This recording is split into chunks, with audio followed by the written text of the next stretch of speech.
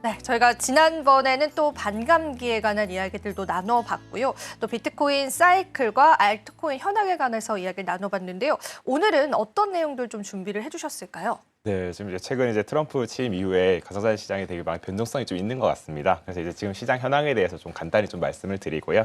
히트맵 그리고 가상자산 ETF 현황 그리고 이제 TVL 유동성 지표 등을 좀 살펴보는 시간을 가져보도록 하겠습니다. 먼저 이제 가상자산 시장의 히트맵을 한번 살펴보도록 하겠습니다. 이제 보시면은 전체적으로 진한 노란색, 진한 초록색이 많이 있는 것을 좀 볼 수 있는데요. 히트맵이 뭐 잘 아시는 분들은 알겠지만 히트가 이제 열을 뜻하는 것이고요. 맵이라는 것은 지도를 좀 뜻하는 것입니다. 그래서 주식 시장에서도 히트맵이라는 것이 있어가지고 좀 시각적으로 상승을 했는지 또는 하락을 했는지 살펴볼 수 있는 지도라고 볼 수 있습니다. 그래서 전반적으로 초록색은 이제 상승을 좀 뜻하고 있고요. 빨간색은 좀 이제 하락을 뜻하고 있는데 지금 가져온 것은 이제 1년 기준입니다. 1년 기준으로 이제 보시면은 이제 비트코인 같은 경우가 한 165% 정도를 상승을 했고요.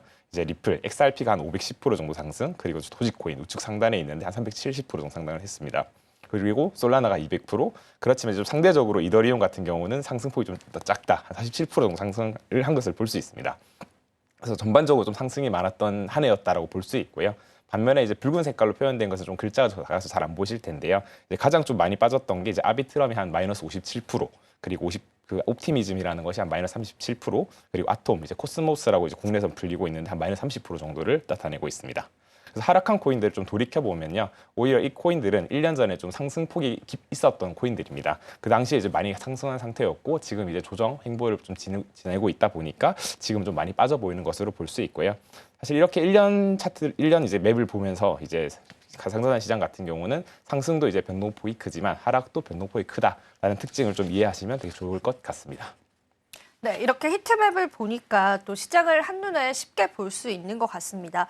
말씀하신 대로 가상자산 시장의 변동성은 또 상승으로 하락으로 큰 것처럼 느껴지기도 하는데요. 2024년도에는 비트코인 ETF가 시장의 가장 큰 변화 중에 하나였다라는 생각이 듭니다. ETF에 대해서 조금 더 자세히 한번 살펴볼까요? 네, 알겠습니다.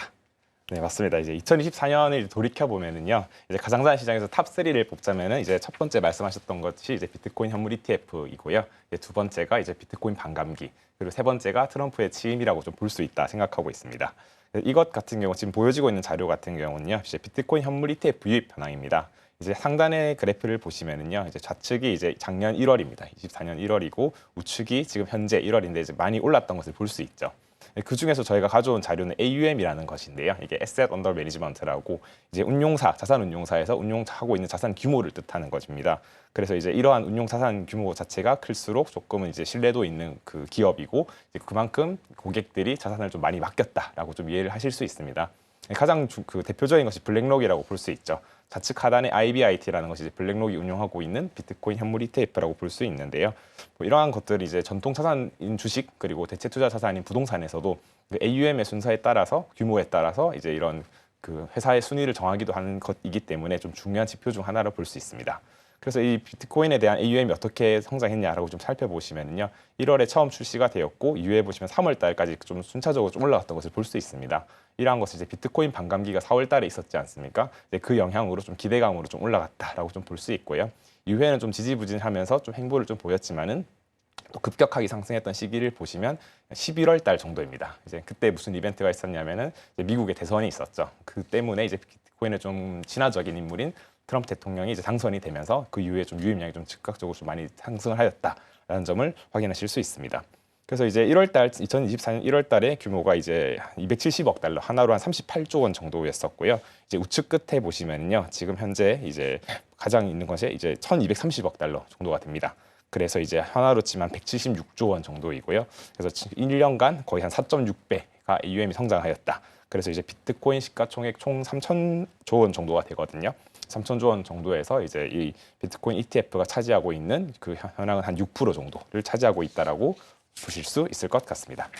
그래서 하단에 있는 히트맵 같은 경우도 이제 자산 운용사별로 이제 보유하고 있는 것인데 IBIT가 이제 블랙록, 그리고 GBTC가 그레이스케일, FBTC가 피델리티인데요. 이제 이만큼 마찬가지로 이것도 이게 앞서 보여드렸던 히트맵과 마찬가지로 데일리 기준으로 상승했을 때는 초록색, 좀 빠졌을 때는 빨간색을 보여주고 있다라는 것을 볼 수 있습니다. 사실 그래서 비트코인 ETF 상품은요, 2024년도에 이제 월스트리트에서도 가장 우수한 퍼포먼스를 냈던 상품 중 하나였다라고 이제 좀 많이 그 회자가 되고 있고요. 이제 막 2025년을 시작하고 있고 올 한 해도 이러한 비트코인 ETF의 유입 현황들을 좀 살펴보시면서 좀 투자에 대응하시면 좋을 것 같습니다.